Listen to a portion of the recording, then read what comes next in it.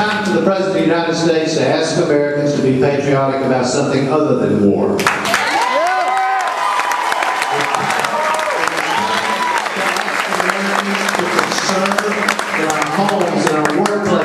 Drive more fuel-efficient vehicles. Fuel efficiency standards ought to be at least 40 miles to the gallon by the year 2016. All of us have a responsibility on this issue. But think about the domino effect, the consequences of American leadership on global warming. It's really extraordinary.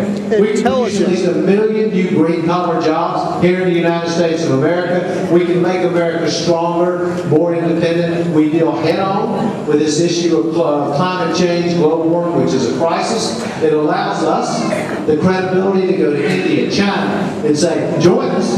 We have to develop a global solution to this global problem. But beyond that, we have all these dangerous leaders and dangerous governments in the Middle East, incredibly volatile place. They have no incentive to reform. Why?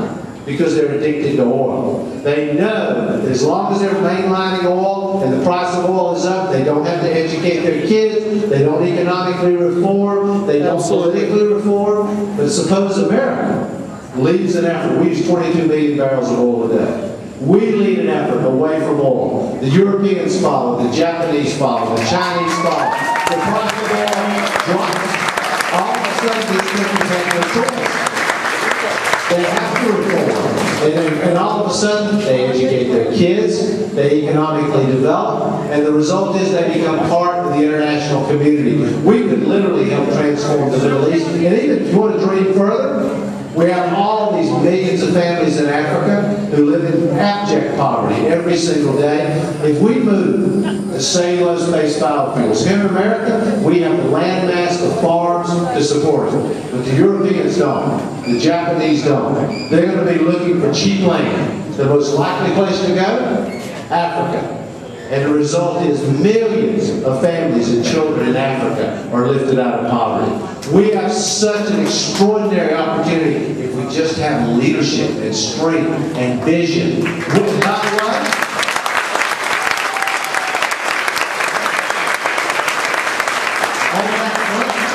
on that front, we have 37 million people in the United States of America who wake up every single day worried about feeding and clothing their children. This is not okay. It says something about the character of America, what we're willing to do about 37 million of our brothers and sisters who live in poverty every day. And I think people who say to me, there's nothing we can do about it, oh, there's a lot we can do about it. How about we have a living wage for people who support that?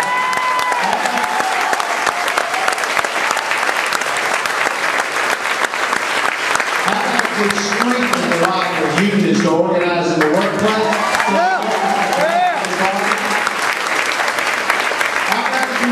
Easier for kids to go to college.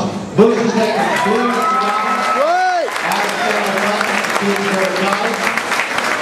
Elizabeth and I started something called College for Everyone in a low-income area of eastern North Carolina, which I think we should do nationally. This is what we did. We said to every kid who lives there, if you graduate from high school, qualified to go to college, commit to work at least 10 hours a week while you're there, we'll cover your tuition and books. Been incredibly successful.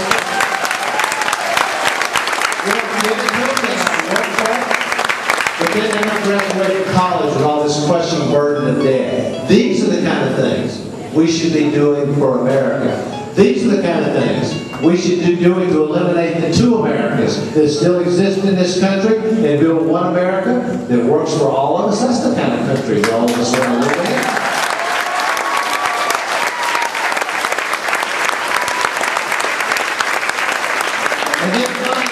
We have a dysfunctional healthcare system in America. It does not work. 45 million people without coverage.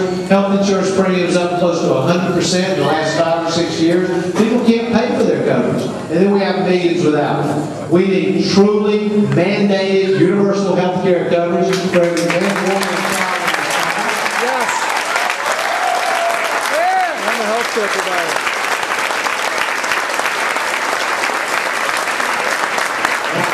Proud fact that I came out with the first truly universal health care plan. No one else has one yet. I hope they'll join me. But the truth is that we need to bring down costs for everybody.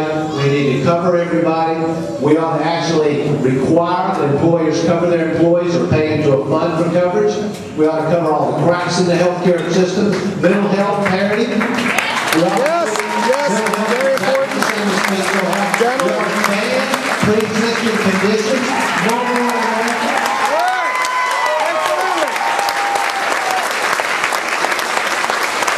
We ought to make sure that everybody can take their health care with them when they change jobs or when they move to other parts of America.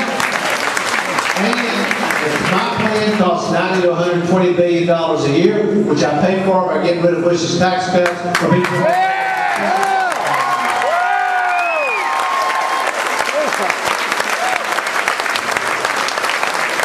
Specifics, baby. You give the specifics. I want to say to all of you, if we want to see bold change in this country, the one thing we know for certain, because we've seen it over and over and over. You saw it with what Elizabeth's been dealing with Ann Coulter. The one thing you can take to the bank is between now and November of 2008, the attacks will keep coming.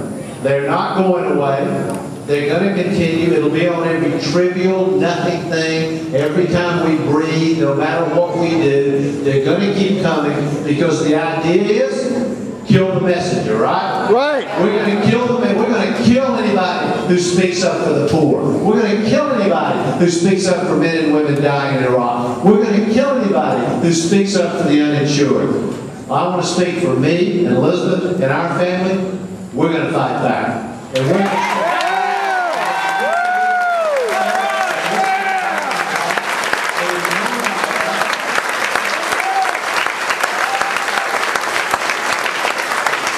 so proud of Elizabeth's courage, not just on this, but on everything. We have so much work to do. But what I want to say to all of you, and this is my last message to you, we can't do this alone. I wish we could. We're going to need you. Every single one of you. All those millions of people who are worried about feeding their children, all those millions who don't have any health care coverage, the mothers and fathers who are sending their children off to Iraq. They need you. They need us, but they need you, every one of you. Because the power in America, the great movements in America, they didn't start in the Oval Office. They started in places just like this, where Americans had strength and courage and stood up and spoke out. You know, Bush doesn't want to hear from us. The right wing doesn't want to hear from us. They don't want to hear what we have to say. When you think about the great movements that have occurred in this country's history, the civil rights movement, which I saw up close having grown up in the South, it didn't start in its Oval Office.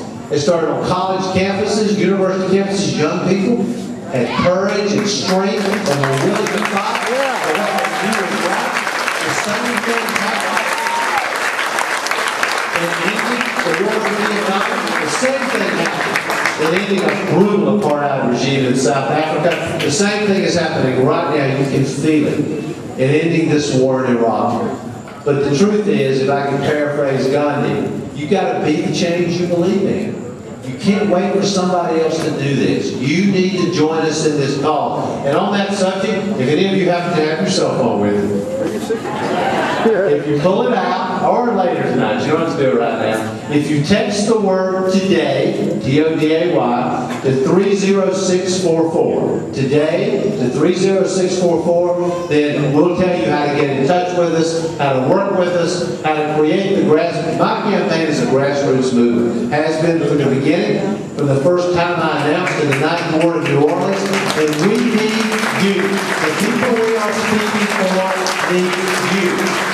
Because if all of us want to live in one America that's moral and just, and we want to live in a world where America is leading in a moral and just way, we're going to have to do this together. All of us. And brothers and sisters, we're going to do it together. Thank you all.